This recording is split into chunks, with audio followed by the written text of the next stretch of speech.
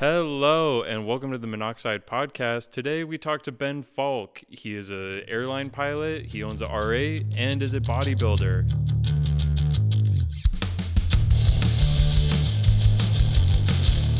Hello, ladies and gentlemen. Welcome to episode 18 of the Monoxide Podcast. Here with my co-host, Sean. Hey guys, how's it going?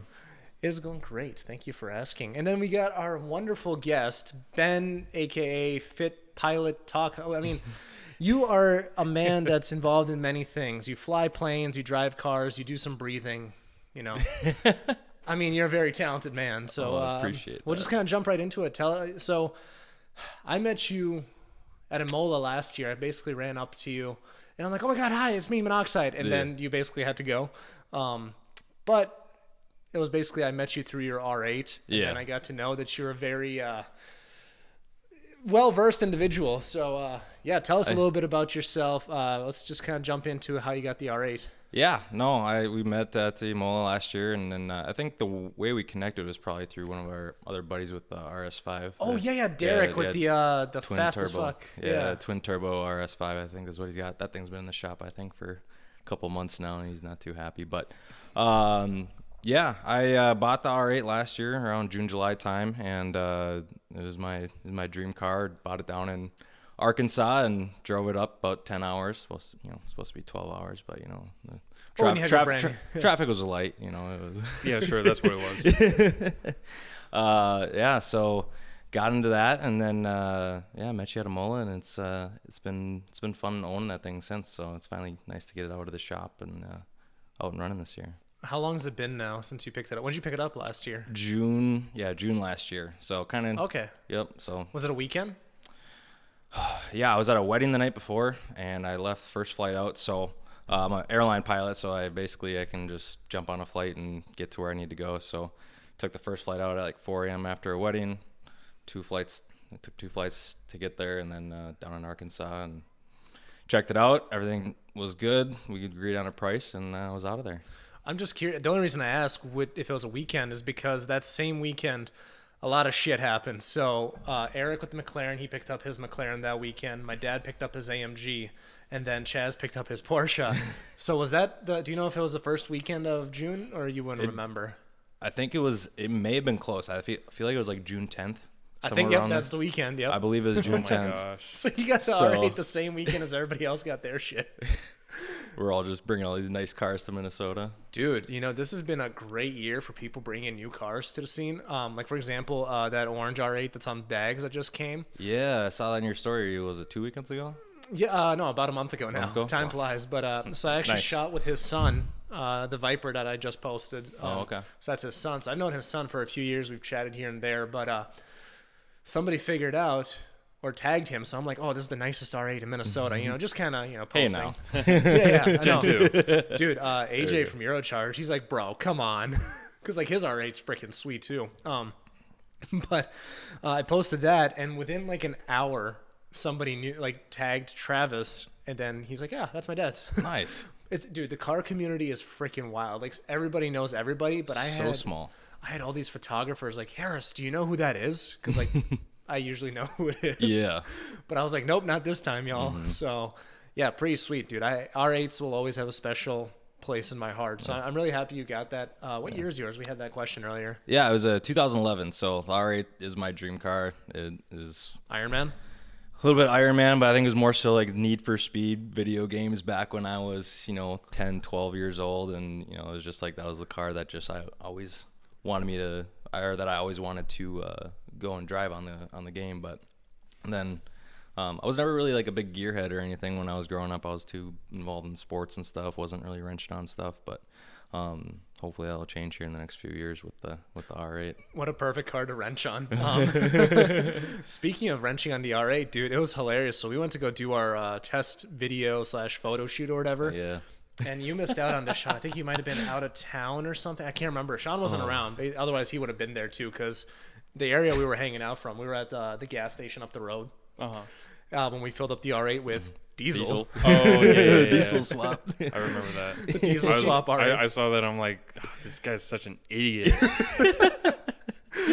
We were bored, and it was such a great idea. Dude, I never fail to come up with the stupidest ideas, and it's great. But no, so that was the night where what happened? We were sitting in the parking lot of the Eden Prairie Mall, and we had our lovely security guy come up and ask us if we were part of that radio station. Yeah, so this guy was basically like, you guys can't be, well, he didn't sound like that, but he's like, you guys can't be here. You can't be making money off of this. We were just like both chuckling, like, we're not making any fucking money. Meanwhile, there's like 5 other people sitting there taking pictures of this snow mound, and yeah, he's like, are you guys part of a radio station? I'm like, no. It was freaking wild. And then all of a sudden it started misfiring. Yeah. Like it was just idling, and then it sounded like it lost 8 cylinders. Yeah. Yeah. So what happened was like we were sitting there, you were shooting, and all of a sudden you're like, we both turn, and it's like, hey, what's going on? So go over there, and they got an ESP fault and some other check engine lights on. I'm like, what is going on? Like, I was just sitting there idle doing nothing. Dude, the funniest part, and I thought to myself, I'm like, oh boy, I hope he doesn't floor it. And then First thing I did. he comes back with the window open, and he's like, dude, I'm flooring it. He's going like 10 miles an hour. Yeah, I didn't want to go over 2,000 RPMs, and I'm like, oh, this is not going to be fun. Like, what a great start to the season, right? So we turn it off, turn it back on, or let it sit for a minute, turn it back on, and then it's not misfiring anymore. It's working fine, but I just have a check engine light. So I'm like, all right, well, we'll see how this goes. But yeah, no, I went and brought it to the shop. They're like, yeah, we don't see anything wrong with your engine. Like, everything's good. We'll clear it and just let us know if it happens again. I'm like, okay. I almost wonder if it was like the leftover winter fuel, because you didn't even fuel up right away. Yeah, no, I had full fuel before I put it up for the winter. And then, yeah, that was the first basically time running it, except for, unless you count the garage laps I've done at my condo. So that's about it. Yeah, no, I like it too, and it's a wrap on it, right? Yeah. Yep. So yep. I wonder what it looks like underneath. I'm kind of curious too, but I'm also kind of scared. I'm like, what if it's got a little bit of janky paint job underneath? But Oh, did you not put the wrap on it? Nope, bought it with the wrap. Oh, okay. Yeah. So yeah, you have no idea what's underneath there. Nope. But it's a clean title at least. Clean title. Yep. Yeah. Clean title. Title's good. Yep. Freaking love it, dude. Real quick, Sean, do you want to just get a little more centered with your mic? Oh yeah, sorry. Yeah, it's like talk into it. Yeah, we're trying out a new setup. So usually I'm on that side and he's on this side. Yeah, he took my spot. Yeah, but since we now have video and we're able to rock the. Do I have it set up to change pictures on the website? No, I changed it. This is your client's photos. Yeah, I updated that a little bit, but yeah, those Yeah. are some of those are old, dude. Yeah. But no, so like obviously I can't have him running the TV and just breaking his neck over here. So I'm pretty stoked to have video. Yesterday I basically blew up all my subscribers, and I shouldn't say all because it's not a lot, but hey, it's something. And I checked this morning and I lost subscribers because I'm small enough to notice, right? Mm-hmm. Because I blasted all 17 as videos yesterday, like as audio versions. Gotcha. But I'm just like, oops, sorry, fellas, don't want you here anyway. But yeah, no, we're pretty stoked to have the old TV here, so we'll probably pull up some fun stuff. But no, dude, I'm super stoked that you're in a fun car. I mean, do you have any plans with that thing in the future? I know we talked about a few things that have potential to happen. Yeah. I think one of the first things I'd probably, realistically do in the near future, maybe toss in some new exhaust. But, I get so much pressure from you guys of like, oh, you got to put a twin turbo, you got to supercharge it. You got to do something, and, part of me wants to do it, but I think probably in the next 5 years or so, I think we'll probably start throwing a little something at it. Mm-hmm. Well, you could probably agree with this, Sean, is the second you start adding power, especially a lot of power, that's, you have to be ready to play. It's pay to play for sure. Yeah. Especially with twin turbos on R8s, the minimum power that, you typically see out of a twin turbo kit on those, I think it's about 800. Yep. That's like wastegates pretty much. So, but, and I think it comes with a price tag to just get it, but then forget about it when things start going wrong. Yeah, exactly. That's the thing that people forget about. It's like, oh, I spent, whatever, 10, 20, 30K on this build. We're good to go. Psych. Yeah. Well, that's the one thing too. Like if I go through and decide to toss something into it, I want to be like involved with the build, because again, like I didn't grow up, wrenching on cars. So it's like, I want to understand what exactly it is that I have. Right. That's the whole like part of the process of upgrading your vehicle is like learning about it even more through like the limitations and the power that comes with it. Absolutely. Like could the V10 handle a twin turbo? Like obviously, yeah, it's a V10. It's been proven. Yeah, it's been done before. So, you know, it's a proven platform. It's a supercar. It has a, you know, tough engine. So it could handle. That is 100% true. And I'm also in the camp of fuck that, because I have seen people and I have friends that, you know, again, it's one thing to install your own exhaust, suspension, all that stuff. But when you start messing around with like self-tune, or not even self-tuning, but like installing like turbo builds and, you know, setting up your own flow and all this stuff, I feel like I have friends who have not driven their cars for years because they just can't figure out what the fuck is going on, even with the help of experts. Because like, we, for example, we were watching the podcast with Aaron Miller from Nth Moto, the one that Cooper or whatever did, and he's basically talking about like, we'll work on your cars that, you know, you've done, you know, these other, like whether it's other tuners or whatever, but it's like we'd prefer not to because at the end of the day, a shop wants to supervise all the work going on in those cars. So that said, I mean, they'll let you watch for double the shop rate. Yeah, I'm if sure. You wanna, they'll be like, okay, Ben, put that there. Hey, turn this bolt this way, and Yeah, if that saves also a few bucks on the, you know, bill, like you come and help out, I'd always take that deal. Yeah. Yeah, I don't know about you. You hate working on your car. No. I don't mind working on stuff, but at the end of the day, like I'm an excuse maker. Like I'll do my oil change, I'll do basic stuff, but at the end of the day, I'll let a pro handle it. Once I have the amount of free time and the money to allow for fuck ups, and also the thing is, this is my only car. If I had a second car to dick around with, cool, I don't have to worry about getting to work. So it's like, could I get a second project car? Sure. We've seen, so Sean and I have talked about some stupid ideas, dude. Like, what was that last one? I think it was like, it was a Mark II Golf. I think it was like $2,000 or $3,000. Yeah. It's like, be a fun little project car. I love Mark IIs, but. Yeah, we'd have to keep it here, and then it would just sit because you have no time to help me with anything. It would literally it would never see the light of fucking day. No, it just turns into one of the, I can't wait till next year, and then it'll be off the jack stands, and it's still on the jack stands. Well, the thing is, like, the older I get, the angrier I get. Like, for example, like, there's some tech issues that I've had on the podcast, right? And I'm like, oh, we got Thunder now. This is our first Thunder podcast. Hopefully it doesn't pick up into mics. But freaking, like, if I have any, like, tech issues, if it's too hot in my room, I'm just like, fuck this. So I can't even imagine how angry I would get working on a car. So it's a later problem. I think if I turn into the next Adam LZ or something and I have my own, you know, garage condominium, you know, and unlimited free time and money, sure, I'll start wrenching. Yeah, well, your wrenching turns into your content, which is your money. So that is your job, is to turn a wrench. And then basically you turn into a mechanic for YouTube. Did you guys, do you know who Adam LZ is, Ben, or not really? Nope. So Adam LZ is basically like this, well, fuck it, I'm not explaining it. Car YouTuber? Car YouTuber, let's just call Easy it. enough. It's easy. Yeah. It's not that complicated. Dude, I don't know what's going on with me today. But basically, like, he's doing like this crazy world tour now. So he's doing like 4 big like festivals or events in 4 different countries around the world. Is it like a Forza Maybe, style probably. festival? I don't look into the specifics of it, but basically it kind of is like a festival style sort of thing. So it's like, I'm just thinking like, dude, wouldn't that be the dream? Just do YouTube, run fucking events around the world. That'd be solid. That'd be a lot of fun. Hey, Sean, Hey, Harris. do you need a roofer? I could use a guy. Well, I'm glad you agree. I saw your roof. You definitely need a roofer. And guess what? I think we know a guy. Do you remember Eric from the podcast like a million episodes ago? Yeah, of course. Well, guess what?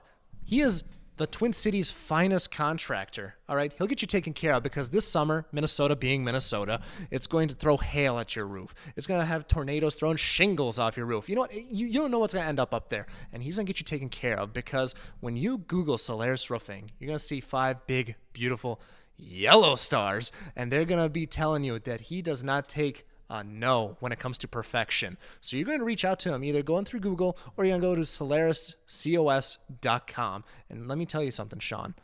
Are you going to reach out to him? I'm going to reach out to him today. Well, I'm glad you answered that way because, buddy, you need a new roof.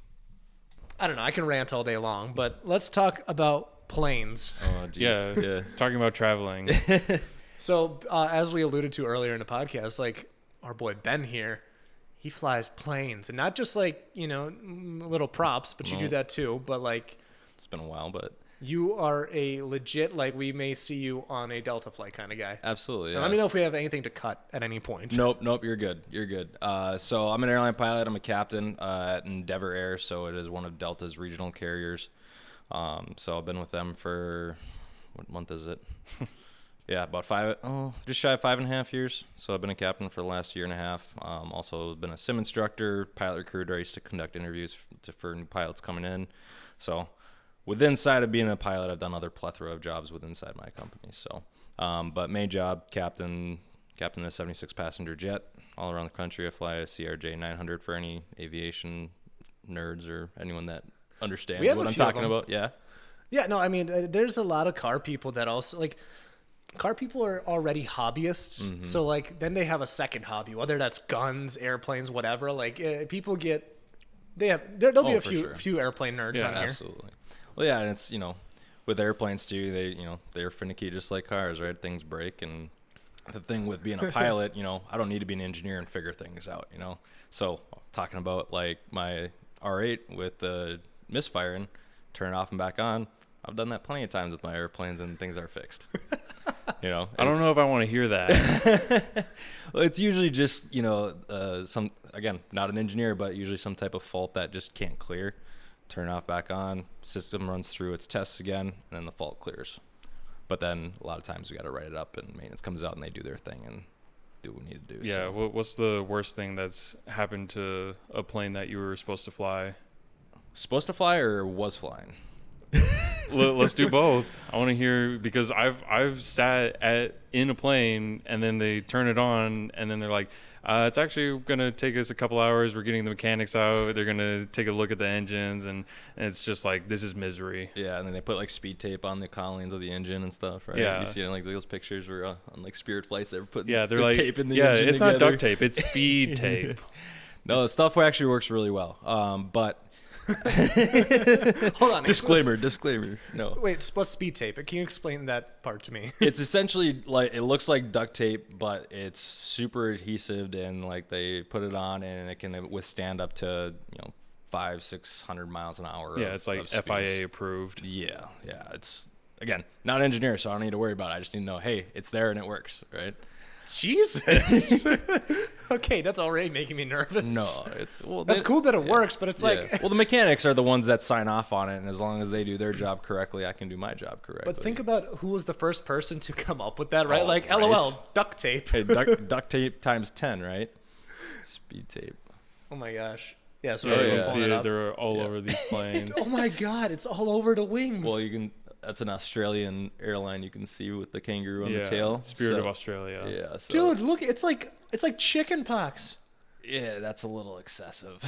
That's like, Where Next is that? See that? There you go. dude, that's the whole door. Yeah, so that's some legit actual speed tape that is in its place properly. That's not like excessive like that one. I'm not flying ever again. No, that's crazy that it works though. But like at the same time, like if you think about it, like how strong tape is, like it is pretty gnarly, and the fact that this is like duct tape times 10. Like, Yeah. Or it's not used to like hold pieces of the airplane together. A lot of times it's just for, you know, like rivets that were just freshly put in, and they want to make sure that they stay, but the airplane can still fly. oh, in case they fly. Okay, Well, cool. it's not that bad. No, but to answer your question, Sean, so nothing crazy has happened on any of my flights as a airline pilot. Had my first engine failure my first week as a flight instructor. So freshly signed off to be a flight instructor and had an engine failure. So I was living down in Tampa, instructing students down there, and we were in a multi-engine twin, so just 2 props on each side. Took off out of Tampa, or St. Pete, Clearwater, to be exact. We're coming up, engine cut off, came back on. I'm like, oh, that was kind of weird. I'm like, all right, well, let's keep going. And then about 10 seconds later, cut off again. I'm like, all right. I took the airplane for my student. Engine came back on one more time, then it cut off. And I was like, all right, we're going to shut it down. So we shut it down. So all jets, all airplanes, multi-engine aircraft, we can fly on one engine all day. Like we can, like my jet right now, if I lost an engine, I could cruise out at 15,000 feet and be chilling, be no problem. So that's why we got 2 engines. Yeah. But yeah, shut it down, turned back around, landed, no issue. Got to the ramp, kissed the ground, and then I didn't fly the rest of the day. I was like, nope, I'm done for today. Dude, it's freaking gnarly. So I was watching, I think it was like the Machines That Built America or whatever, on like History Channel. And I can't remember. I think it might have been, was it an Airbus at first? Like the first plane to take off with one engine, maybe? I can't remember who it was, but either way, like that was one of the requirements that the company had. It's like, hey, we'll buy all your freaking planes, but you have to show us that it could take off with one engine. Interesting. I mean, is the only thing that's required for takeoff is a certain amount of airspeed and a certain amount of lift to get off the ground. Yep. So a lot of things that we train, we call it V1 cuts. So we have what's called V speeds. So they're all the speeds at which certain actions happen. So V1 is like the airspeed when we're taking off. No ifs, ands, or buts, we're going in the air no matter what after this airspeed. And then we got VR, which is our rotation speed. So it's a call out. Pilot monitoring, or the person that's not actively flying, calls out, hey, rotate. Then we pull back on the yoke and we're up and out of there. So we do what's called V1 cuts in the training. So basically what happens right when you hit V1, instructor in the simulator kills the engine, and then you got to maintain directional control, because if you lose your right engine, left engine's got power, it wants to bring you off to the right. So what will happen is you'll cut it at V1, and then you got to control it and be able to take off and maneuver the airplane properly without crashing into the ground. And you do that in a sim? Sim, yep. Yeah. Sim, yep. Okay. No, not in the real thing. No. I was going to say, woo. Yeah, with passengers too, we do that. No. No.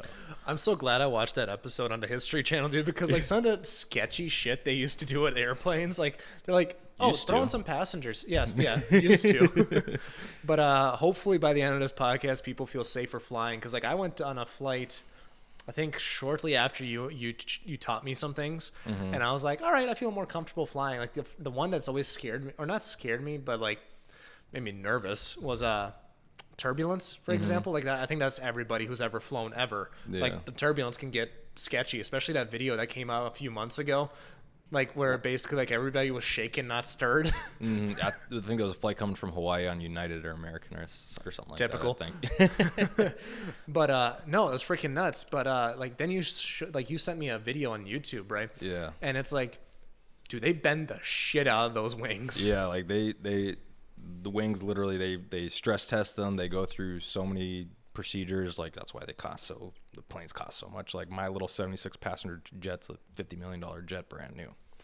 You know, you look at your 320s, your 737s, you know, you're upwards of 100+ million per plane. My gosh. Yeah. That's freaking nuts. And then, so do you know how many are in the fleet? Would you know the number to that or no? For my airplane, or for my company, we used to, or maybe still do, have the largest CRJ fleet in the world. But we just last week retired our CRJ 200s. So if you've ever been to like, you know, Sioux Falls or some of these smaller airports, a CRJ 250 seat little jet, and you walk in and you're like, wow, this is an airline. What am I like? You got to walk through, like, shoulders crunched forward, head down. Well, especially for you, you'd have a tough time on that plane. Yeah, I've been in some of those small planes, dude. I'm a big fucker. But yeah, so we just retired all those, and that made up a good portion of our fleet. But now we have the CRJ 900 and 700.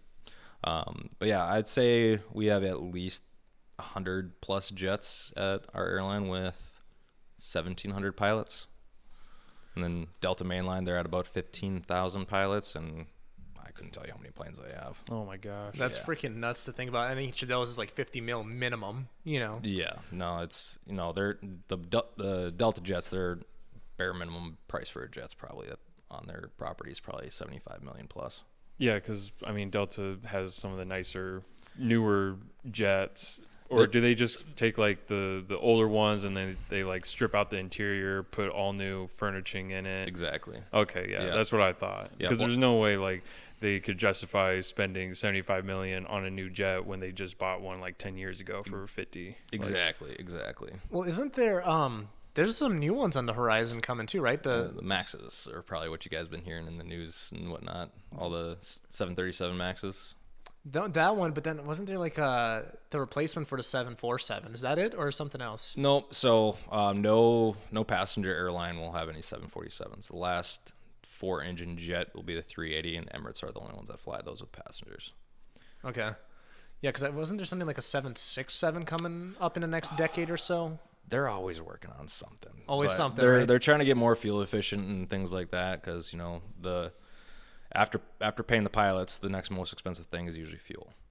So Yeah. How much is aviation fuel? It's not like regular gas. yeah, you got so Jet A is what it is, and then I just fly the airplane. I don't know how much it costs, but yeah, it's expensive, So Yeah, you don't have to pay for it. no, so like my jet burns about 4,000 pounds an hour.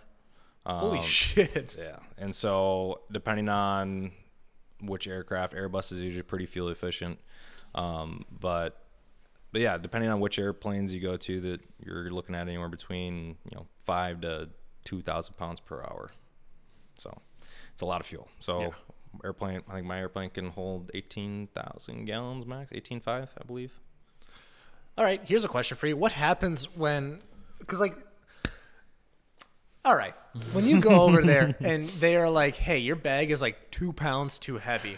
All right, and I can't remember which comedian did this joke. I think it might have been Bill Burr or whatever, but it's like, what about, so like, listen, I'm 240 pounds. What about this big fucker next to me, that's like, whatever. Like I have a buddy that's, clocking up there. Mm-hmm. All right, and maybe 100, 200 pounds heavier than me. How do they account for that? Like, is there like a number? Does that burn more fuel? Obviously, when the plane's heavier. Yep. Obviously, yeah. Yeah. Like, how big of a deal is it? Like when somebody gets the extended seatbelts, for example. Like, how much trouble are we in when we get like, let's say we're coming from Florida. Well, that's probably going to happen to like one person per flight. No, I'm saying okay, I'm not sure who the fattest state is here. But let's say you're flying back from bigger Texas. in Texas. Yeah, it is. All right, let's say you're flying back from Texas. Like, how much more fuel are you burning, big guy? So there's a average pound that we use for people. Okay.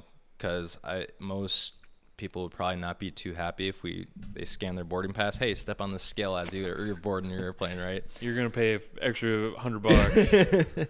No, so during the summer months, we have for crews and passengers, they have a certain weight that everybody is. And then, so obviously you're a little bit heavier during the winter time because more heavy clothes, winter clothes, things like that. Okay. And you're different. And so we'd use an average pounds. They actually, either last year or the year before, I forget, they came through and reweighed like all the crew bags. Because they wanted to redo the numbers. So I believe our weight has gone up as our average for us Americans, which, no surprise. for the crew members. Crew members and passengers, I believe. Oh, yeah. Yeah. Well, obviously passengers. Yeah, so just like the general sense of like, we're, as a whole in this country, we're just a little bit heavier on the heavier side. Yeah, we don't have to beat around the bush. We know we're number one Yeah. in that field.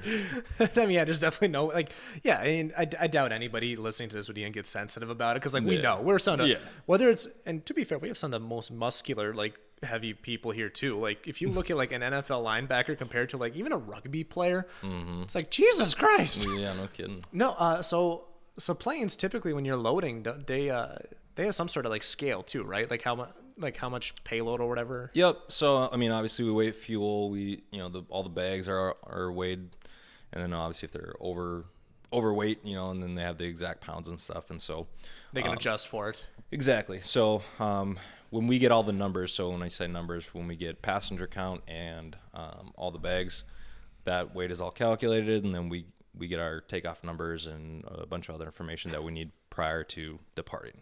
Oh, interesting. I never even thought about that. Yeah, they check in everybody. They get all the bags. That makes total sense. And then that's how they probably calculate how much fuel you'll need. Center of gravity. Well, fuel's usually already calculated because we usually have a rough guesstimate of what our weight is going to be. And it's usually, before passengers and bags and stuff are loaded on. There's just, again, we use those averages. And so it usually gets us pretty close, but then we get the exact numbers once everybody's on, all the bags are loaded on and things like that. So obviously different bags and different cargo compartments will change our center of gravity. So our center of gravity could be more aft. It could be more forward of the aircraft. So it just kind of depends on who shows up that day and how much crap they want to bring with. Can you define aft? Back. Back? Okay, Yeah. cool. Yeah. I like to ask questions no, like that. no, you're good. You're good. Because, like, you know, if I don't understand it, somebody else might not too. Yeah. Yeah. Do you guys use the same lingo as like ship captains? A little bit different. I'm not sure exactly, but we use Alpha, Bravo, Charlie. We use the phonetic alphabet. We like to abbreviate a lot of things that we say. So instead of saying Roger, say Raj. A lot of things on the radios we'll say see ya. Just kind of weird, quirky things. So like every time I text you and you're like, hey, well, we're gonna be here at this spot, and I'll just text you Raj. Yeah, I noticed that. Yep, and That's just what I do. It's just one of those things that kind of carries over into real life. This is why you got to talk to everybody, man. Like, if you're friends with more people that do different things, like, you just learn these quirky things. Like, I don't know. Like, again, when you sent me that video, the wing being tested, like, it was literally like a 90 degrees. Yeah. Like, they could literally bend that wing, and it looks like. Have you ever seen like a barn swallow fly? Mm-hmm. Like when their wings go way the fuck up here, that's what they're able to do with those planes. Like, they literally bring it all the way up there, and they drop it, and it goes back and forth, and then it steadies out, and it's right back where it's supposed to be. So. Crazy how far it's come. Even since like when did they stop smoking on airplanes? Like it's got to be like I think it was like the 60s or something. There's still cigarette compartments in the flight deck. Oh yeah, because like some of those planes, like how old's your plane?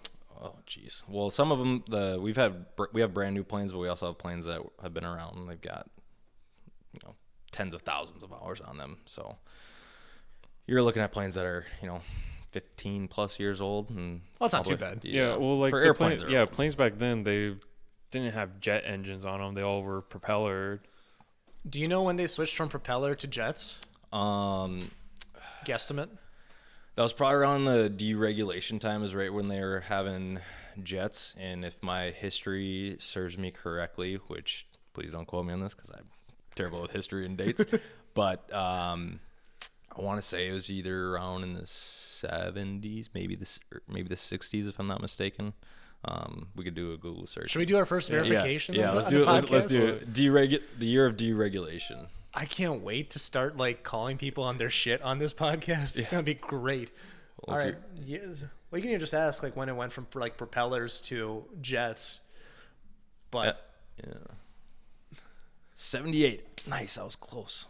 Nice. Yep. So basically, prior to deregulation, it was all government regulated, and they basically had the say of what to do. Yeah. And then after deregulation, private companies like all the companies you see now can switch it back to dark mode, by the way, because the camera's freaking out when it's bright like that. Yeah, look at that. It's crazy. Yeah, all the little quirks we're figuring out. I'm just your little guinea pig. That's all it is. Yeah, he was my first like YouTube video. Like you saw the YouTube video. Like he was my guinea pig for that too. Really? Yeah. So I just love. Oh yeah. What was that video? That's probably your last one, yeah. Yeah, look at it. Just a blast. Oh, there you go. Right here, meet the owner. Yep. That was the snow mound. Yep. So we're gonna get a little bit more of that going too. I really like this camcorder that we picked up for the podcast. Mm-hmm. It's perfect. Yeah, look at that handsome devil, dude. I can't wait to be like. I can tell when I get fatter because my face like it just looks rounder. Oh yeah, it's when you cut and you bulk and stuff like that. I'm well aware of all that. Because if you look at Meet the Owner, the one I did with Alex Sajadi years ago, like I think I was about 30 pounds lighter in that video. Yeah. So it's like you can even tell, like and I think that's a good. We'll come back to the planes at some point, but let's transition. You do a little bit of not that type of transition. Hi. Let's talk a little bit about your bodybuilding. So you're just getting into this, but you've definitely, I mean, compared to most newbies, you're doing pretty well, I'd say. Yeah, I mean, when I upgraded to captain, I also became a sim instructor, and our sims are over in Egan. So for the last almost year and a half, I basically got to be at home every night, which is not very common for pilots. So I was getting really bored. I'm like, well, I'm working out, and like I don't, it was during tail end of all the COVID stuff, and I'm like, well, let's do something that's productive. So I got into bodybuilding. Did my first show last year in October. Took 5th in the open in my class. I was out of, I think it was 12 of us, if I'm not mistaken. Okay, so top half. I like it. Yeah, so brought a solid physique. Your first show is always kind of like a stab in the dark. It's basically a science experiment of how your body reacts to everything we're throwing at it. Growing up playing sports, obviously athletic, but when I was going through flight training, I didn't see a gym for probably about 2 years until between 2016 and 2018. But yeah, so got that first show done and out of the way with, and we've added another coach onto my. So I got 2 coaches, guy for nutrition and one guy for all my lifts and working out and stuff. So they work together, so they're a great team. 3 of us are, I love the dynamic, and it's been a lot of fun, a lot of learning. So next show is coming up end of October, and that'll be in Wayzata, if I'm not mistaken. Okay. Are these like local shows for the time being? Yep. So the last show I did was in it was actually down this way. It was the Heritage Center At Mystic? No, not Mystic. Because I know they had a couple bodybuilding things too. Yep, they'll have one here in a couple months. The NPC Twin Cities. So different federation, bunch of different federations within inside bodybuilding.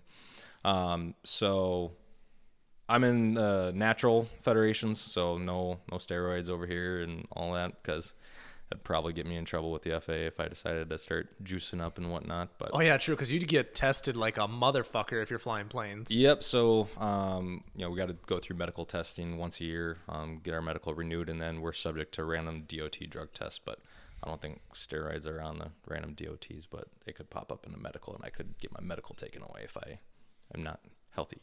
Mm-hmm. But yeah, so next show's coming up October, November. So we're on getting close to the tail end of this bulk. Nice product placement. Oh, that was totally an accident. I would love to have them as like an official sponsor. I'm gonna do the affiliate program with Jocko. Oh, sweet. Yeah, because like it's a product I love to do or drink. I use not just the energy drink, but I also do like the protein shakes. I'm still up in the air about the pre. Just because like there's certain things I look for in a pre. Yeah. But yeah, no, we'll see what happens. But back to bodybuilding. Yeah, no, you're good. And that's not a shout out because I don't make money off them. But yeah, so it's been fun.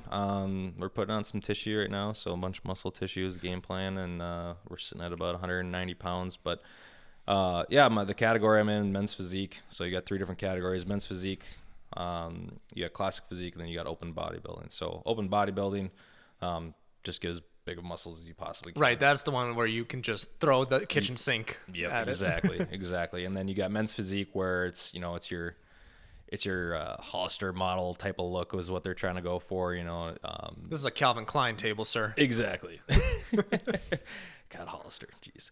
I'm aging myself right now, aren't I? You're so aging yourself. No, I remember that, dude. That was so cool. Had all the models, yeah, hanging outside. Like, yep. I don't want to go in there. Yeah. Well, I'm too intimidated. How old are you? I'm 27. We're the same age. Yeah. Boomers. I know. But yeah, so then men's physique is basically you want to be symmetrical. Symmetrical as in like your front part of your body is pretty equal to your back part, your backside, and then within each side, and then we only wear board shorts, and then each category you classic physique you get a little bit shorter, and then open bodybuilding you're just wearing the old G-string and flaunting as much as you can as you're allowed to show. I would love to see you in open body, Ben. No, it's freaking wild, man. Like I remember like I was watching a lot of stuff last year or earlier this year. Was it last year with like Chris Bumstead? I think he just won again. Yep. But no, one thing I've heard from people, especially that have been doing it for a long time, it's like max out your natural capabilities first and then decide if you want to go into steroids. Absolutely. Whereas nowadays, especially, with social media, like people just are like, LOL, let's do some trend, dog. Yeah. So, and then they will, that's how you get injuries and all that stuff too. So And it's good to see you on the clean path. Yeah, no, and I don't necessarily see myself going. It's called the dark side. Getting over into some juice. I don't necessarily see myself doing that. If the possibility of like, hey, you've got a Olympia potential physique, then you can. I'll think about it. But right.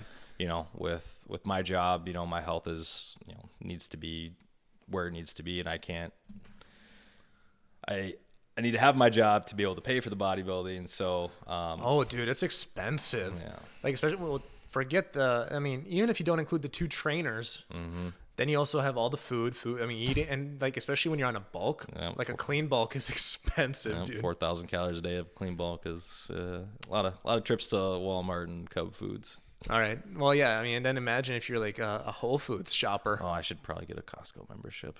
You don't have a Costco membership yet? No. Dude, dude, I think it's a lifesaver. Like, especially if you, there's like these things that we get. It's like a big plate, like slabs of like meat or whatever. And it's like thin. It's already pre-cut thin stuff. And it's like, it's pretty inexpensive for what you get. And, you know, I mean, granted, if you're doing 4,000 calories a day, maybe one of those a day. But Yeah. But no, it's freaking, dude. I will always tell people go to Costco or at least Sam's Club. Yeah. I just been lazy about I think it. it's like what, $100 a year. I think it's for a two. membership. Oh, $200. I think it's 200. Yeah, I might be wrong on that, but I do remember people bitching about it getting more expensive at one point. No, I'll jump on it one of these days when I got a little bit of time. But you know, with Bro, let's go right now. I forget the podcast. Let's go to Costco. So get some more like half off TVs. 25-pound bag of rice, and I'm just stack up on those. 100 pounds of rice will probably last me 5 months, maybe. Okay. If I'm lucky. If you're lucky. No, yeah, I'm glad that. I mean, like you said, you have a career to worry about, so it's like, you know, yeah, I have friends that are in debt from it. Like it's freaking wild, like how expensive it is. Yeah, no, it's definitely worth it to, you know, be in good shape, and it's definitely a very rewarding experience because, you know, it's one of those things it's delayed gratification, right? You know, I'm putting in all this work and like I'm not quote unquote seeing any like results that I'm going to see in, you know, 6 months from now, but you know, there's a disciplined nature to it. Absolutely. Well, crazy. Like even today we went to go get brunch, right? Mm-hmm. He got fucking fruit instead of the wheat toast, and I'm like, oh, I know why. Yeah, hash browns, eggs, and a little bit of steak, and I'm like, yeah, that's my cheat meal for the week. So I get one free meal every week, and that's his cheat meal, Sean. Well, that sounded like a pretty cheatful meal. Like, what would you normally get? Just a big piece of steak, or? Honestly, it's gotten anything from like an entire pizza to myself to full on steaks at, you know, go to Pittsburgh Blue and get a fat steak and a big potato or something like that. But yeah, no, it's very disciplined sport, and if you're, you know, you can have an off day here and there, but it's very difficult thing to do, especially with me being on the road and things like that, packing all my food and back. Yeah, that's got to really up the difficulty since you travel so much. I feel like that's, you know, probably a reason why most people would just like miss the gym is because they travel so much. And, you know, but you said you got some downtime now, so it's like you can fill that with working out and bodybuilding. Yeah. So yeah, it's kind of, well, the gym is, since I started this whole journey, is kind of engraved in my lifestyle. So it's like when I go on trips and I'm working, like I don't look for where I'm going to go eat that night. I'm looking, all right, which gym is close by to the hotel that I can go check out, because hotel gyms, you can only do so much, you know? Yep. How many memberships do you have now? 3. That's not, okay. That's less than I thought. Yeah. So I got a gym membership close to my place. And then I got a gym membership for where my coach is at. And then I've got a quote unquote traveling gym membership that my company provides that allows me to access gyms around the country. Oh, nice. Yeah. So basically you get free day passes or free memberships to all these different gyms, your Planet Fitnesses, your Anytime Fitness, things like that. So it's a lifesaver. Yeah, I mean, it's better than nothing too. I mean, Planet Fitness makes it a little bit difficult given how few things they have there, but I make it work. You know, sometimes you got to get a little bit creative. So it's like, you know, I've got a program, I got set things I'm doing on certain days, and so, you know, it gets plan around it. Yeah, I plan around it. It gets frustrating sometimes, but for the most part, I usually have an ability to make things, you know, pan out for myself. Dude, one of my favorite videos that he posted on his Instagram was, where were you? Punta Cana, I think, or something? Like some tropical place? Nope, I was down in Tulum. Tulum, that's what it was. And this dude, I swear to God, looked like fucking Fred Flintstone working out because he had like these wooden dumbbells. And it was like a wooden gym. It was super cool. Yeah. Was it something that you made, or they just had? No, it's the Tulum Jungle Gym. So it's like a world-renowned like gym in the jungle. Was this something you made? Like he fucking crashed the plane. All right, you gotta make my gym now. Can't miss a day. Stuck on a desert island. What's the first thing you do? Make dumbbells. Instead of making a big SOS and blowing smoke in the air, nah, let's gotta make my Gains fucking first. gains first, dude. No, that's awesome. I mean, the perks of being able to fly wherever the heck you want. I mean, oh my God, imagine, like, I'm sure there's trouble you would get into, but imagine just being like, all right, guys, we're not going to Baltimore. Fuck it, we're going to Hawaii, boys. Yeah, when I was as an FO, as a first officer, when I was based out in New York when I first started, there was plenty of times where I'd finish a trip, like work trip, and I'm like, all right, where am I gonna go? You know, so one of the first times I did was I was gonna go to Paris. I wanted to go see the Eiffel Tower, but I was only gonna go there if I could get first class, and I didn't get first class. So I'm like, all right, I'm gonna go to Brussels, and I went to Brussels and I got a waffle. Nice. So that was do they comp you the first class, or is that like heavily discounted? free. Free. Yeah. Oh my god. So I get Delta One. So only if they're available, right? So how long did it take you to become a pilot? I want a free flight to Paris. Jeez. All encompassing from private pilot all the way up to my last flight instructor. If you count it together, it's probably about 2 years and some change from zero to being an airline pilot. Okay, cool. So you're telling me I could go like sign up right now, allegedly, and I could be doing what you're doing in 2 years? If you work your butt off and you're getting stuff done super quick, absolutely. All right, so let's say it's a half-ass job. You're 3 years for sure. Who the fuck is going to college? Well, Yeah. so What's college? what is the hiring right now for like all these airlines? Because it wasn't too long ago, a lot of pilots were either being fired or not being hired. Yeah, so if you have the flight time and a pulse, you're hired. Oh, really? Okay, so the hiring is back on. Well, there's a huge pilot shortage right now. There is. Yep. So a little bit self-induced, like Delta during. I hate to bring up COVID twice in the same podcast, but they offered a bunch of early retirements, and so those early retirements, and then with the combination of pilots not flying, and so if you don't do a takeoff and landing in 3 calendar months, so 90 days, you have to go back and re-qual, basically get recertified to go fly the airplane again, because they say if you haven't flown in 3 months, then you need to go to the sim and make sure that you know what you're doing, essentially. Yeah, you don't want to be like smack the plane off the ground a little too hard. Oh, I'm a little rusty. Yeah, it still happens, It happens to the best of us, but yeah. So that on top of more demand, people wanting to travel and stuff like that, it's in company projections of what they're trying to do. Yeah, Right. there's a big need for pilots. So if you want a good career and good benefits, travel, things like that, being a pilot's a phenomenal direction to go. So what was the step one? Step one, discovery flight. Discovery flight. Yep. So discovery flight and getting your medical are the first two things I always tell people, because I've mentored a few pilots since I've gone through the process myself. People always have a lot of questions, so I got no problem mentoring people. Honestly, it's a fun time and I enjoy doing it. But yeah, so discovery flight, you pay $100, you go up with a flight instructor in a single engine prop airplane, a little Cessna or a little Archer or something. You go up for an hour, and they usually let you handle the airplane a little bit and see if you like it. And if you like it, then you go. That's kind of how I got started. I went into discovery flight, and I'm like, oh, this is awesome, and I just never looked back since. So that's like a total noob gets on an airplane. They just give you the controls for like 30 seconds or something. Yeah, more than that. I used to do discovery flights with potential people that wanted to get into it, and I let them shadow the controls on a lot of things. So like on my takeoffs, I'm like, just have your hands on the yoke and just kind of play along with me. Right? I think Terry might have did that or done that. Like, so I went on a flight with him and somebody else on like a little Cessna or whatever. It was one of the rental planes at Eden Prairie. Yep. And I think he gave Terry the controls just for a little bit. Like, all right, up and down, Yeah.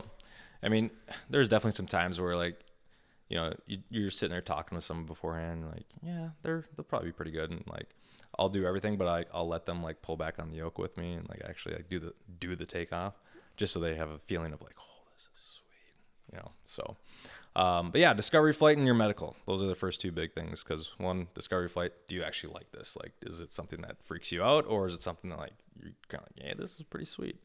And then the medical is the other thing that you need to get past. So that your first medical that you do is like very not intensive, but like a lot of questions that they need to ask, and do a lot of psych eval.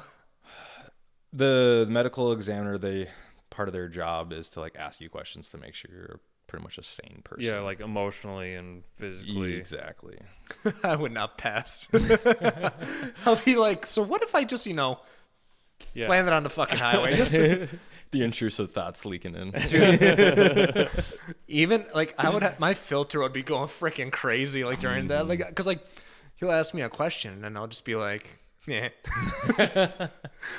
But yeah, those are the first two things, and then you're gonna go after your other ratings. So your private pilot's the first thing you're gonna get. Basically, once you pass that, we call them check rides. So you do an oral exam, and then you do a flight exam. Essentially, is what it is. So the oral exam, they ask you a bunch of questions about the type of flying you're doing, certain maneuvers, and certain rules and regulations that you need to abide by for being that type of pilot.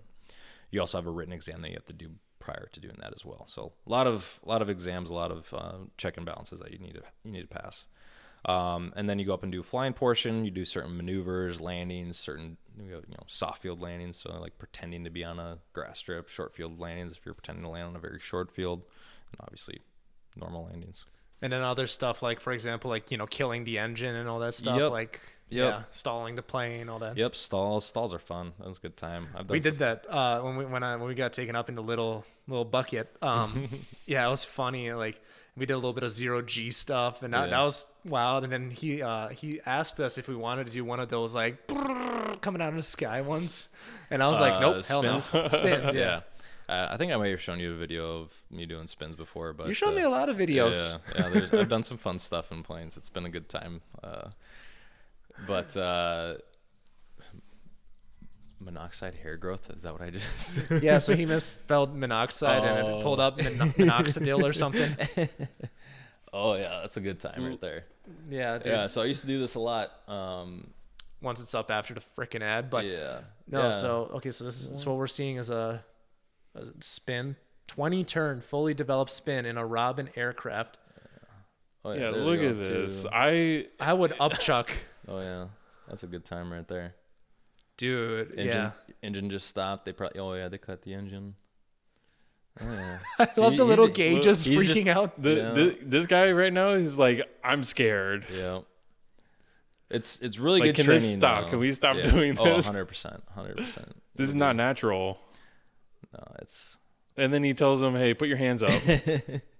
Oh my Smile god. for the camera." Yep. So you neutralize the controls immediately. Airplane stops and engine's back running, and you're good to go.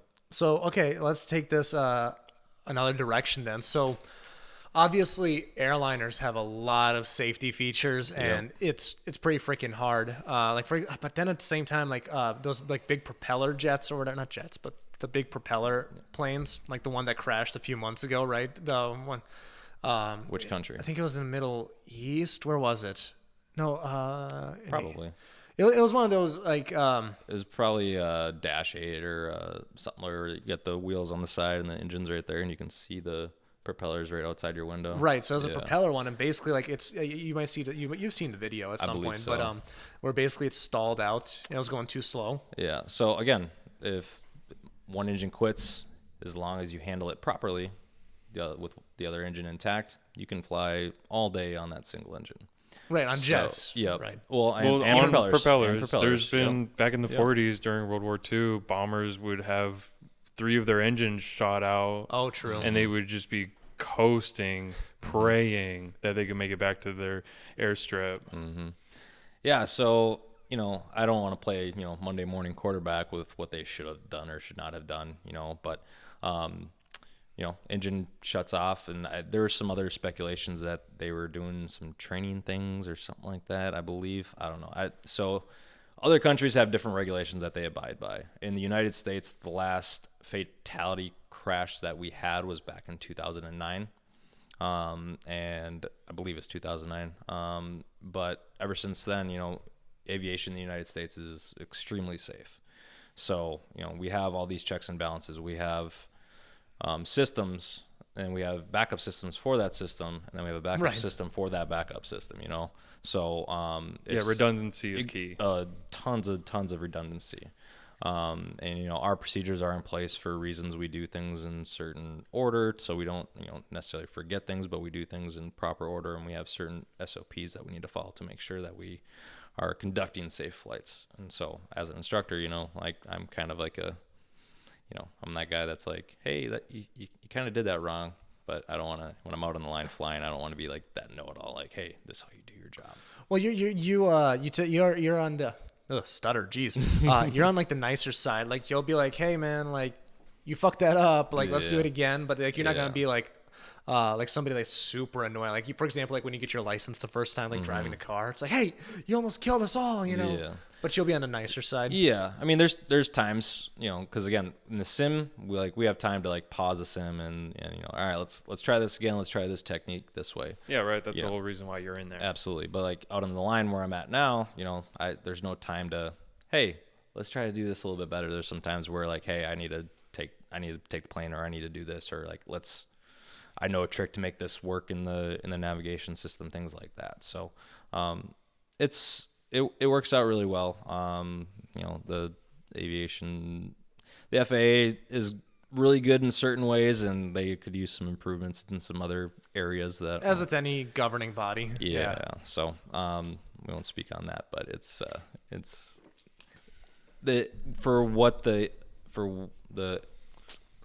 how do I put this? For where we're at in our current environment with aviation, we're in a very safe and efficient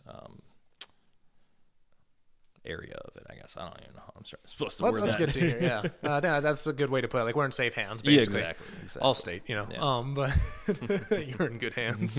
Or no, what is it? Are you in good hands? I don't know. Who cares? No, yeah, and then it's really awesome to see that that's the case. Like, it's constantly improving, obviously. But, yeah, I do I love talking to you because it's made me so much happier with flying. Because like I wasn't necessarily like scared before, but like when we had turbulence, dude, we had some gnarly turbulence coming back from Jacksonville twice actually, dude, and it was like shaking. It was the worst turbulence I've had in my life. I was like, holy shit! And I'm like, glad I talked to Ben, but oh boy. Yeah, no, I mean, if I'm sitting in the back, like turbulence just kind of rocks me to sleep when I'm just sitting. Oh really? Oh yeah, it's like you'll hear people give like a little gas, and I'm just like. This is fine. This is normal. Yeah, it's normal. And it's, you know, when I'm in uniform in the back and like, you know, people tend to like, you know, when things like that happen, they'll look to you to see if you're nervous. I feel the eyes, you know, just kind of piercing in on me, and I'm like, they're like, shouldn't you be flying the plane? Yeah, and you're like, oh shoot. There's some funny responses that we, you know, it's like, oh no, we're doing a beta test, you know, where we fly it from back here, and I'm like, oh really? I'm like, no, I'm just kidding. You know, and there's a lot of good, you know, because you know I'm a young guy. When I was 22, I was getting the looks all the time, like, how old are you? And I'm like, oh, my mom signed the after school work permission slip, you know, so, you know, there's always good fun responses that, you know, make people feel a little bit more at ease. So you started when you were 22, right? Yeah, I started flying jets when I was 22. Yep. So okay, it's been a long time. That's freaking nuts. And is there like because obviously like, you know, you have to pay to go to college. Like what's the expense college? Huh? What's college? Yeah, couldn't tell you. What is the expense to get into flying planes, like to start again from ground zero to get to where you're at? So that's changed in the last 5-6 years. Things with pricing has gone up tremendously. So there's a lot of different avenues that you can take. You can go. We abide by different parts of the FAR, so the Federal Aviation Regulations. Wow, look at me go.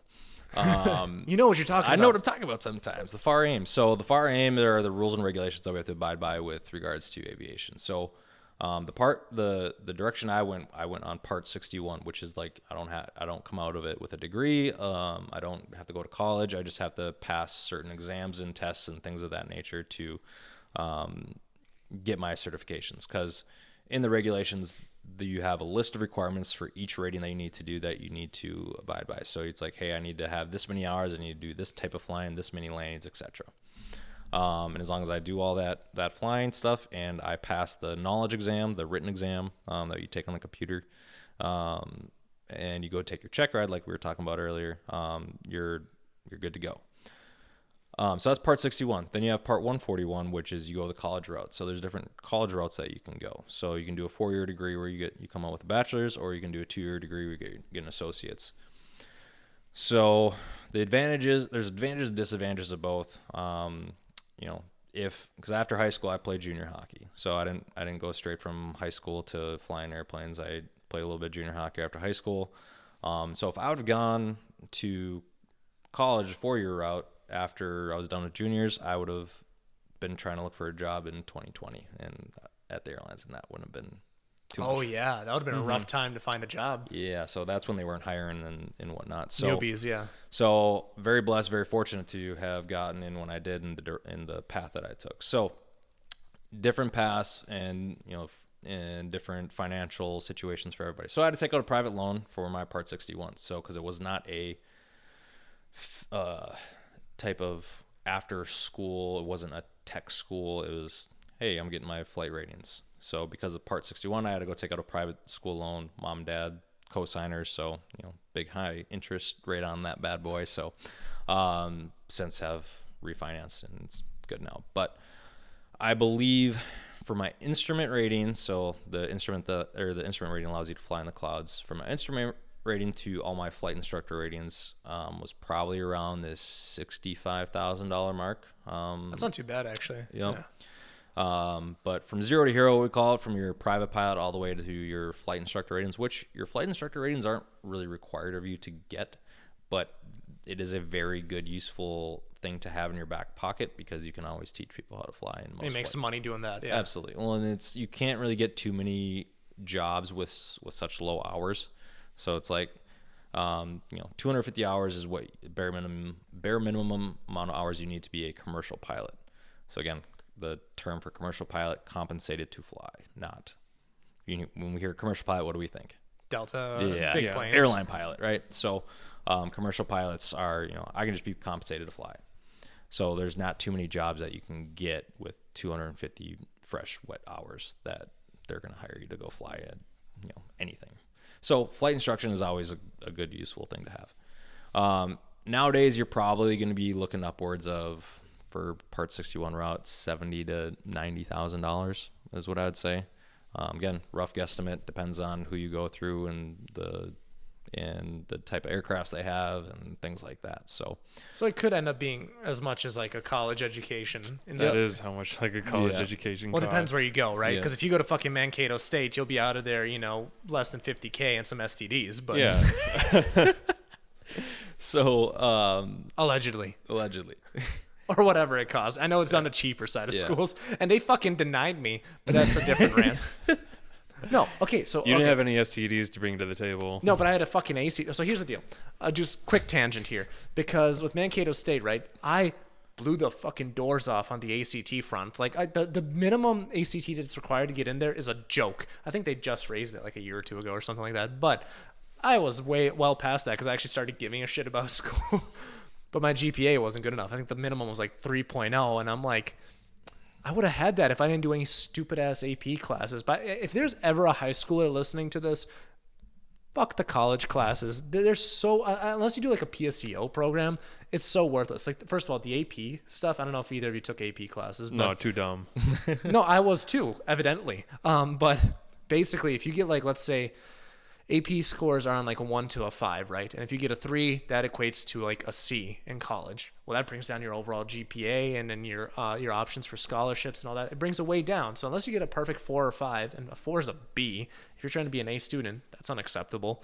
So it's like you pay for all these extra things, and if you don't absolutely crush it, it's worthless. College classes, a little bit different, way better, but I will forever tell people, fuck AP classes, because it would have been a difference between me saving, however many thousands a year in scholarships, No, thank goodness for those AP classes. Otherwise, you might not be here and you'd be down in Mankato. No, thank God I'm dumb as hell. Let's put it that way. You know how dumb you have to be to make a podcast? I was going to say, you know how dumb you got to be to not make it into Mankato? Yeah, but God damn. So... But okay, so it is more on the expensive side, but as long as you get loans and stuff, and it has to be something you want to do. But the perks, I mean, the loans that you take, you're gonna pay off. With this career, and they've been just throwing money at us left and right lately because they're retaining pilots is one of the most difficult things for an airline to do. Southwest just did a funny meme a few months back where they were the pilot portal for Delta, and they've spent $2 million plus on pilot training for pilots to finish training at Southwest, and then all of a sudden they get a call from Delta once they're done. So it's like all the low cost carriers are kind of they have to deal with the front door. Yeah, exactly. Just the revolving door for them is all they are. But it's rough. Yeah, like Southwest in particular, didn't they just have like a big like technological catastrophe a few months ago? Yeah. Do you want to touch on that at all? I mean, I know a smidge of what the issues were. Basically, their scheduling system it went out the window, and because it's like a 30-year-old system, right? Yeah, and the funny thing is, like they're getting the fingers pointed at them, while most of the other airlines use pretty similar systems. Yeah, that's how it be. Yeah. Well, it's hard because they can't just shut everything down to work on it for a day. Same thing with like banks, right? Like I have a buddy. He works for Wells Fargo, and he's like, yeah, we got these systems that are like 20, 30 years old, and it's like he can't tell me whether or not he can go out to lunch because he's like, it depends if everything's on fire that day because somebody has to always be supervising. And nowadays it's like, dude, this laptop could run not this laptop, but it would be able to run Wells Fargo. It is kind of crazy to think about. Yeah, so it's aviation itself in some instances is a very fragile system. If first flight of the day it doesn't get off on time, it affects the last flight of the day. It's it just kind of throws a wrench. Yeah, because it stops, right? There's like a certain time of day like flights stop going. Nope. Or it depends on certain airports. Like certain airports, like especially Japan. Maybe. I don't fly international, so I can't really touch on that subject. But like certain airports in Canada, like Toronto, Montreal, they have curfews. Yeah. Because people decide to build houses next to the airport, like 10 p.m. or something. Yeah. And they're like, hey, it's too noisy. It's like, well, why'd you build a house next to the airport? It's like, what do you expect was going to happen? People are so dumb. I want to live next to the racetrack. Why is it so noisy next to the racetrack? I'm going to complain. Dude, like our rally last year, right? Like there's a noise restriction, right? So we had 2 or 3 people like get flagged, and they told us this would happen because you only get like 2 or 3 warnings. But basically, it's like if you exceed a certain decibel limit, it's like we're going to kick you off the track for the day. And it's like, dude, this is a freaking racetrack. And it's like, yeah, people live nearby. And it's like Sean said, it's like, because like, okay, it's like the classic meme. It's like, oh, well, there's all these street racers. Where can they go? So they build a racetrack. And then suburbia comes next to the racetrack. And it's like, why is it so loud? Because of the freaking racetrack. So then they shut down the racetrack. Oh no, what's wrong with all the street racers? Just a constant problem. It's a stupid cycle. Like that's I think that's what's happening down to Houston Raceway. I believe that's going to be a suburbia now. But yeah, same thing with airplanes. Yeah, because I didn't even know that airports had curfews until I heard not all of them. Well, not all. It sounds like Canada, but like I can imagine like California is like, we're not shutting this down. Like we have flights coming from everywhere. Yeah, certain ones. Yeah, well, all the cargo aircraft, they usually fly at night, like FedEx, UPS, all those big names. They predominantly fly during the night hours. One, because it's not as busy. Two, your packages, that's when they're traveling. They're traveling at night. Yeah, I gotta get my Amazon packages next day, or else I'll riot. Absolutely. Yeah, it's freaking gnarly, dude. Yeah, that's nuts. Yeah, it's a fragile system, but as long as everybody does their jobs correctly and everyone works together, things can work out really smooth. And which 95% of the time things usually work out pretty smooth. Oh, now I just remember what that Japan. Why I was thinking of Japan. So this is actually like a story like a month ago. Basically, like they were like arriving too late to Japan before the curfew, and they had to turn the plane around. Land somewhere else or go back to origin or something like that. Like it was like a big news article or whatever. But do you remember which airline? Somebody way the fuck out there. You can actually probably pull it up on Google, Sean. Let's see. Yeah, check me on my BS here. But well, because Delta just started direct Japan flight turned around to Japan. Oh, Japan. Yeah, here it is. February 24, 2023. Japan Airlines flight JL331 left Tokyo for Fukuoka on February 19th with a 90-minute delay due to a plane switch. It was just minutes from landing when it was turned away by the airport for missing the 2200 10 p.m. cutoff time. The plane then had to circle until it found an airport that would receive it. That's hilarious. Yeah, I mean, like you take it dark mode. Yeah, you have a game plan of hey, this is what we're gonna do, and then all of a sudden hey, you can't land here anymore. So it takes time for us to figure out, hey, this is where we got to find a spot for us to go. So when those things happen, right, we have dispatch, which every flight has 3 required crew members.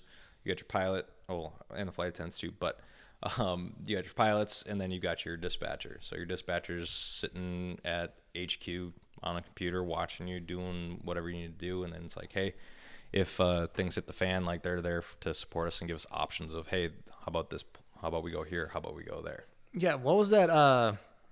The one that was in the river. Remind me what was Sully. that? Sully, that movie. So like, for example, like I love that freaking movie because did you see this movie, Sean? Yeah, I've seen it. Yeah, like when they're like they have the computer figuring it out. You know, it's like an immediate option, and then like the basically the what they're getting at in the movie is like, well, yeah, but you have to allow time for human reasoning to figure out where you're gonna go. Well, and what's going on. So like, yeah, exactly. So ultimately, like he made the right decision. Spoiler alert, by the way. He made the right decision to land in the river because after that, 20, 30 seconds of deliberation, that's the only way to go about it. Because in the movie, the premise was basically like if you told the computer to wait 30 seconds to figure everything out, it wouldn't have landed. Yeah. Well, and that's one reason why you probably, at least in our lifetimes, you will never see pilotless airplanes. Like that's a thing that, because again, we talked about earlier, right? What's the most expensive thing on the plane? Pilots and then fuel, right? So if you can take at least one pilot out of the flight deck, which again, that will never happen because it keep everybody in check. German Wings flight 1938, I believe is the flight number. German Wings flight that crashed in the mountains. I'm not going to get into details on that, but basically pilot left the flight deck and other guy was having some mental issues. And oof. Oh, yeah, that one happened like in the last decade, didn't it? You said that was Germany? German Wings flight 19 something, I think, is what the flight number. Yeah, I heard about this one. So German Wings flight. So they have different procedures than when we do. So for us in the United States, always have to have two people in the flight deck. So like, I got to go to the bathroom, right? So I go out, flight attendant goes in, locks the door. I don't think that's against SOP for me to say. Maybe it is. No, I've seen it happen. Yeah, so, like I've seen where the flight attendant, they'll take the drink cart and they'll kind of like barricade themselves between them and the cockpit. Exactly. Or flight double deck. check it though, and then I could worry about editing it out. Cool. I don't think that's against SOP. I doubt it would be because we all know what it happens. Yeah. So, we always have to have two people in the flight deck. It's not that, we don't trust the other person, but with aviation, it's always trust but verify. So it's like, I trust what you did, but let's double check it. So that's why we always have two people. Germany, UAE, Middle East, they all have different rules and regulations that they abide by. So for German, that flight, they didn't require a flight attendant to come and exchange. But anyways, so that's one reason why you'll never see only just one pilot. But even though FAA and companies are trying to push for it, technology is there for, pilotless airplanes. It's, we see it in drones. Yeah, exactly. You have one operator for 10, 20 drones or whatever. Yeah. Just sitting at their computer at home. Mm-hmm. But it's are you going to get on a plane without two pilots? I'm not. Well, if they tell me, then probably not. Yeah. Otherwise, I'll just keep going on as business as usual. Yeah. So, where were we going with this? That's a good question. I do not know. I was going to ask. Squirrel. Squirrel, yeah. No, I was going to ask you because a large portion of your job, like, there's so much tech involved. So it's like, realistically, you don't even have to fly the plane for the most part, I think, right? So if you want to do the bare minimum, say, early flights, like, all right, it's early, I don't want to hand fly. So earliest that we can put an autopilot on is 600 feet, depending on the type of approach. The latest that we can take it off is at about 80 feet from landing. So 600 feet, take off, autopilot on, 80 feet, or 100 feet, 100 feet, depending on the type of approach is when we can turn the autopilot off. Huh. Yeah. So that's freaking crazy, dude. But again, we're manipulating the autopilot. We're telling it what to do, how to fly, and like right. So my jet, we don't have auto throttle, so I have to physically move my thrust levers, to where they need to be. Your A320s, your Boeing 737s, they all have auto throttle. So you basically plug in an airspeed, and then the thrust levers move on their own. So different technology, nicer planes. My little CRJ, she's a nice plane. She's got some power though. Yeah, it's freaking sweet, dude. It's kind of like the difference between driving an automatic and a manual. Yeah, it's the CRJs, you got to really be there and drive it or fly it, and then the big 737 is like you put it in cruise control and you just let the lane control just keep its distance, all that. It's a very good analogy. Yeah. It's a very good analogy. I'm good at this. I'm good at this automotive stuff. We find these connections between everything, but whether it's like, the watch market, we can kind of tie into like the car market. Like it's just the strings are attached somewhere. Yeah. I think so. Any hobby. Yeah. And I'm so new into the car scene. Like I'm still learning so much stuff. Like I've been listening to some of your other podcasts. I got to pause and I'm like, what does that mean? Okay. All right. Play. Like, He's definitely talking about Dave Rasmussen. probably. I think I paused that one a lot. Yeah, I should probably re-listen to that one and just, learn some more things. Dude, I love having the different types of people on this podcast because, again, like I told you today at lunch, it's like we start with cars, we finish somewhere else. Because, the same thing happens at car meets, right? Oh, we go to a car absolutely. meet, I'll be like, oh, hey, man, like, cool R8. And then, 10 minutes after getting to know you, it's like, so what do you do for a living? Whatever. You start talking about that. Or, oh, nice watch, man. We start talking about watches, That's just how it's going to go. I think the car community is just the perfect... what's it called? Jumping off point. But I was going to say like a melting pot of just all these different types of, like, for example, at my job, right? Like they think I'm going to pursue like auto shops. I'm like, no. That's probably going to be the least of it because I know so many people that are car enthusiasts, but they own different types of businesses, right? Because I work for an accounting firm. So it's like, that's the type of people I'll pursue. It's like, yeah, we'll start with cars. That's the jumping off point. Then we'll see where we end up. Yeah. No. So I love it, man. I think, I learned a lot. We'll probably start winding down here, but is there anything in particular that you just want to talk about? No, it's, I popped my cars and coffee cherry today. So that's, off the bucket list of like, hey, it's finally got to do a cars and coffee. Didn't get a chance to get out any last year because work and whatnot got in the way. So yeah, I did that this morning. And then, Raven's doing great and she's been running fine. Yeah, that was the question I was going to have, schedule-wise, because I think we've talked about this before. Like, pilots have a really interesting schedule. Like, your weekends are very different to, like, how a normal person has time off and weekends. So tell us about that a little. Yeah, so we bid for our schedules, so we have some say in what our schedules look like month to month. So most airlines, you get your schedule at, like, or you bid for your schedule at the beginning of the month, and then at some point midway through, you'll get your schedule for the following month. So, let's say... I have a wedding that I got a bachelor party next month, which I need to go bid for my schedule after I get home today. I got my cousin's bachelor party next month that I need to bid off for. So, June 16th through the 19th or whatever the dates are, I can put preference on, hey, I want these days off and put, X amount of points towards, hey, I want these days off. Or I want weekends off. So this month I've got most weekends off. So because that's what I wanted to do this car month. Shows. Yeah, exactly. Yeah. Car shows. And then a lot of other things because I commute out to New York. So commutability on my trips is something that's huge for me, which this month was terrible with commutability. So it's been a pain in my butt. But so I like my trips to start after, 2 p.m. and end before 3 p.m. So I have the ability to jump on a flight from New York back to Minneapolis. So I'm based out in New York, but I live here.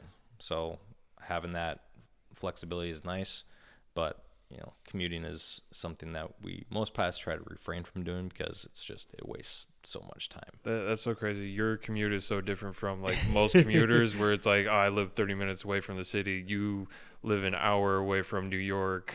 Yeah. Where you have to fly back and forth. Yeah. That's your commute home. Yeah, my 20-minute drive to the airport and then an hour and a half, 2-hour flight over to New York. Yeah. So it's a pain in the butt, but different airlines have different bases. So a lot of people's career decisions are based upon where they want to live, because commuting is just not. It's not fun. But. So wait, explain that to me. So basically, like. For example, like I have to go to St. Louis Park for my job, right? Mm-hmm. Is that what you're saying? So you have to hop on, commute over to New York, and then you start your day. Correct. Yep. And so I'm not paid while I'm commuting to work. So it's like on that flight, I'm not guaranteed a seat either. So I'm only guaranteed a seat if there's open seats. So let's say there's a day where things are, kind of going crazy and, seats aren't open. Now I've got to get a little bit creative. So obviously we have the jump seat available to us in the flight deck. There's a third seat that pops out that, and sometimes 2 seats up there, 2 extra seats that we can jump on, and they allow us to sit up there in the flight deck with the other pilots while they're flying. Yeah. So that's always an option. Not the most comfortable seats, but is it like you can sit down, or is it like you're strapped on into the wall? Well, it's basically a seat. It's, flat. It's not the most comfortable thing. Yeah. You have harnesses. Obviously, it's a 5-point harness that we have up in the flight deck, as well as jump seats. But yeah, so if I don't make the first one, they will positive space us on the next one. So let's say the next flight is, not quite oversold, but it's like, there's like no seats available. Well, they'll positive space me. They'll put me on that flight. And then that's when you hear, hey, offering $500 to take the next flight out, because they have to get me to work. That's just some of our commuting rules that we have. Does that happen often? Once in a while. I've been lucky for the most part. I usually have not had too many issues, but it's just our commuting policy. It allows us to have that second option available to us if we don't make that first one. Mm-hmm. So then you'll basically commute out to New York, and you'll stay. Well, not stay, but like that's your base for a while. Yep. So you just chill out there for like, what is it, a week or 2? No, so then I'll start my trip. So you have what's called flying the line, or you're on reserve. So reserve, that's when you're like, you need to be in position, ready to go, and they'll call you, and you need to be at the airport. And usually it's about 1 hour and 45 to 2.5 hour call, depending on where you're based for our company. And then we will. So I have a line. So my line when I fly is like, I do all my trips this month are 4-day trips. So they start in New York, and then the trip ends in New York. So I just have to get myself out to New York. So when I'm doing that, I have all overnights in a bunch of places. So I don't even know where. I haven't even looked at my schedule for when I have to leave tomorrow. So I think I go to like Bangor, Maine for an overnight. I think I go to Milwaukee, Wisconsin for an overnight. And I forget where the other one is. I can't think off the top of my head. But yeah, that's. We have all those overnights, and a lot of my legs. So when legs, like flight from A to B, we do like 3-leg days. I think I have a 4-leg day in there, and it's a really long day. It's a lot of leg days, bro. Hey, there it is. I had to. Absolutely. Is that a common joke amongst you pilots? Not too much, It's The been done to athletic ones? death. Yeah, athletic ones. Yeah, that's one thing in the aviation community, especially with airline pilots. We're not the most fit because we have fast food available to us, and we're sitting, 10 and 2, and Right. There's sitting on the no flight deck. stand-up desk. Exactly. That'd be fun though. But yeah, so health is super important. We have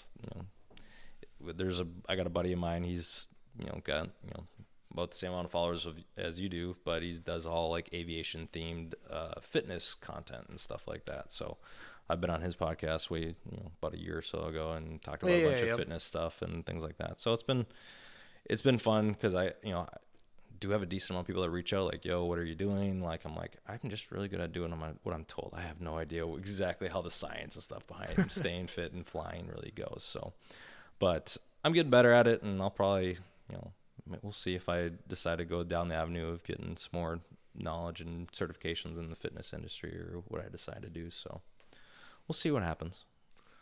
Sweet, man. Well, exciting stuff. We're coming up on an hour and a half here, so might as well. I think now is a perfect time to wind up with our usual question. Yeah, I want to see. I want to do like a little twist on it though. Okay. You can pick 3 planes. One that you can fly, one that you could show off, and I don't know how about this? We got how to rephrase this for you. A career jet, the one I'd like to end my career on. Okay. A personal plane, and then a military plane. Okay, yeah, that's great. You like that? Yeah, I like And that. then we'll do our regular question after that. Okay. Yeah, we'll do that. Because I've been thinking hard on that one lately. Because I'm just like, what do I got to do? Because I'll probably have a different answer than most of your other guests that have been on here. So yeah, well, they've all been so different. Oh, so yeah. I mean, yeah, don't worry about it. Yeah. So end career plane I'd like to go on would be the A350. So the Airbus 350. It's the largest fleet in Delta's arsenal that they have. So Is it like a double decker? No, it's not double decker. So It's the biggest twin turbine aircraft that is out there for commercial aviation. Okay. I believe. Don't quote me on that. But it's a very big aircraft. I think 300 plus passengers, I want to say. Jeez. Yeah, the A350-900. Yeah, that thing's that's gigantic. Sweet. All right, and then let's do, was it daily plane? Yeah, personal plane. One I'd like to have as my own. A realistic one that I would have as a quote unquote daily would probably be like a Cessna 410. So it's a multi-engine prop plane that's got a decent amount of speed, and you can fit, I believe it's like 4 or 5 people. Actually, let me take that back. I'd take a Pilatus PC-12. It's a single engine turbo aircraft, and you can fit, I believe, like 6 to 8 people in it, and it's got a lot of power. And yeah, PC-12. PC-12 aircraft. All right, what do we got here? Oh, okay. Yep. So sick. How many passengers? Yeah, something. This is Good old passengers. Wikipedia. Yeah, Wikipedia has become so good in the last decade. I remember when I was in Yes. That school. looks pretty comfy. Yep. So Yeah. 1, 2, 3, 4, That's 5, perfect. 6 people, and then I'm up front. 7. It's only single pilot. That's a good looking plane. Yep. So What's that go for? probably just shy of $1 million, maybe. It's not too bad. Yeah, chump change for a guy like you. Oh, jeez. All right, cool. And then the military plane. F-22 Raptor. That's if I would have got. Could you You withstand could the buy G? that? No, that'd just be the military aircraft if I were to fly it. Oh, you could just fly it. Oh, that's a multi-million-dollar aircraft right So there. much certification Okay. into yeah. that. Oh, I was thinking I don't know, like a B-52 bomber or Be like sweet. like a P-51 Mustang. Yeah. Oh, Like yeah. The people old school can one, privately yeah. own those, right? Yep. P-51 Mustangs you can own, depending on the. I've seen guys own F-18s before, things like that. Wait, what? You can own F-18s? Like, it's obviously not demilitarized. Like, it's not like a military aircraft anymore. They've scrubbed all the. It's a civilian. Yeah. So there's a guy when I was down in working down in St. Pete instructing. There's a guy that was it? Yeah, St. Pete. Yeah, he had a military aircraft. I forget exactly what it was, but you could go take a ride in the jet, and he'd go out over the ocean. This dude owns this? Well, obviously the bombs and stuff are not on there anymore, but That's still a crazy it's plane to own. Yeah. Well, when you got money, I guess you gotta have fun somehow. Bro, just imagine. The G's pulling in that, yeah. So the F-22. I don't own a Lamborghini. I own a F-18. Yeah, right. Well, that's got to be like double-digit millions. I'd probably go a little bit higher on that. Yeah. Yeah. Like the high, yeah. How do you even service this thing? Where do you take it? You can't take it to military fucking bases. But yeah, F-22 Raptor, it's fast airplane, versatile. Even like F-35 too would be pretty fun. The helmet inside the F-35 is actually a lot of technology on it. But yeah, This thing looks amazing. Yeah, it's so sweet. here in my garage. Yeah, right. All right, well, let's switch it to the car portion. All right, the car portion. So what would you daily drive? What would you track? And what would be your show car? So, again, the R8 is my dream car. So if I were to say I could do it for all of them, but realistically, daily, it would actually be a Dodge TRX. So, All right, Ram TRX, for sure. Yep. So Yeah, you got the utility. You got a little bit of power. yeah, maybe put a little supercharger in there or something, right? Yeah. Upgrade it, yeah. Yeah. That because that's what I grew up on. I kind of grew up out up in East Bethel, so I grew up driving 1999 Dodge Dakota as my first vehicle. So Okay. Were you part of Truck Row at your high school? I wasn't that cool. Oh. I was kind of in that middle section, but so daily would be that. I think track again. I think it would be an R8. Obviously, I'd probably put some fun twin turbos in that, and that would probably be my track car. And then show car. I don't know. Like McLarens, I always have people around them, and it's always a good show car. I got a buddy that's got one, and got a hang out with him and he drove it around. It's things awesome. So I'll probably do McLaren. What kind of McLaren? 720 probably. Yeah. That's what your buddy's got? No, I forget what he's got. I hadn't seen him. I saw it probably like 3 years ago. I think it was a 720. Don't quote me on that. Yeah, 720 with some like really nice art form wheels, something like a lot like multi-spoke, like crazy. You could just make a beautiful car. Yeah, so I think those would be my three. Okay.